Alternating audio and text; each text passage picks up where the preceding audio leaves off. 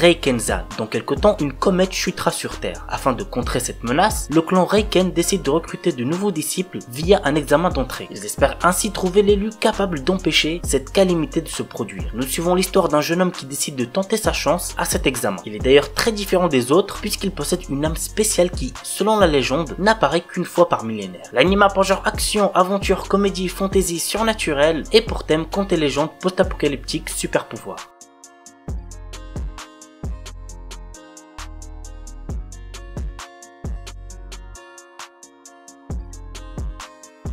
Et on termine avec Kenja no Mago. Dans le Japon moderne, un jeune homme victime d'un accident de la route se retrouve réincarné en bébé dans un autre monde. Il est recueilli par un homme appelé le Sage qui le baptise Shin, l'élève comme son petit-fils et lui apprend la magie. Grâce aux souvenirs qu'il a de sa vie antérieure et la magie enseignée par le Sage, il acquiert une puissance hors norme. 15 années passent mais le Sage se rend compte qu'il a oublié de lui apprendre une chose, le bon sens. Et c'est quand même quelque chose de très important. En effet, Shin qui s'était concentré exclusivement sur la magie ne connaît rien de ce monde. Afin de pallier ce problème et se faire des amis, Shin entre à l'académie de magie. Tout le monde est sidéré par sa magie, ses talents d'épéiste et ses connaissances peu conventionnelles. L'anime a pour genre action, comédie, fantasy, romance et pour thème autre monde, démons, magie, réincarnation.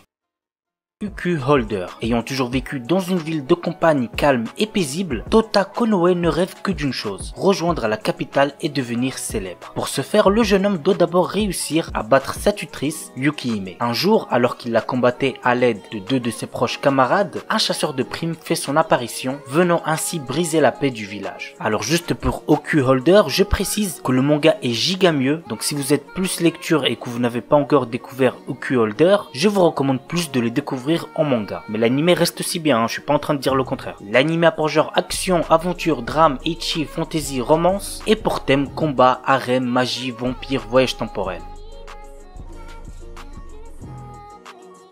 Punchline. Yuta Hiridatsu a de drôles de réflexes. Quand il voit la culotte d'une fille, il est tellement excité qu'il s'évanouit. Après une curieuse mésaventure avec un chat fantôme facétieux, il découvre aussi qu'il a la capacité de séparer son âme de son corps. Grâce à ce pouvoir, Yuta observe la vie des gens et s'amuse parfois à leur jouer des tours. Mais il va surtout se servir de son don pour tenter de percer le secret d'une terre menacée de destruction. L'anime a pour genre action, comédie, drame, ecchi, romance surnaturelle, pour thème combat, crime, quotidien, super-héros et compte à total de 12 épisodes.